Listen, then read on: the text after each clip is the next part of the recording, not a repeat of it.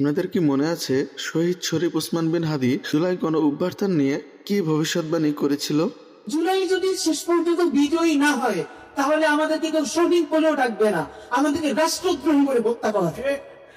সিংবাহী বিপ্লবে শেষ মুহূর্তে অল্প কিছু গাদ্দারদের জন্য আমাদের উপমহাদেশে বিজয় না হওয়ার কারণে পরবর্তীতে আমাদের পূর্বপুরুষদেরকে জগন্নাথ বিশ্ববিদ্যালয়ের সামনে ভিক্টোরিয়া পার্কে গাছের সাথে ঝুলিয়ে ঝুলিয়ে শুধু ফাঁসিয়ে দেওয়া হয় নাই, 1 সপ্তাহ 10 দিন পর্যন্ত তাদের নাক ঝুলিয়ে রাখা হয়েছে, যাতে এই রাজনীতি ভবিষ্যতে কেউ কোনো বিপ্লব করার সাহস না পায়। আজকের বাংলাদেশে আমরা একই ছায়ার পুনরাবৃত্তি কি দেখছি না? জুলাই গণ অভ্যুত্থানের ফ্যাসিস্ট বাহিনীর বিরুদ্ধে ছাত্র জনতারা যে প্রতিরোধ গড়ে তুলেছিল, সেই প্রতিরোধকে অপরাধ হিসেবে সাজিয়ে আজ অনেক জুলাই যোদ্ধার বিরুদ্ধে হয়রানি, মামলা, গ্রেফতার, আক্রমণ, হত্যার অভিযোগ উঠছে।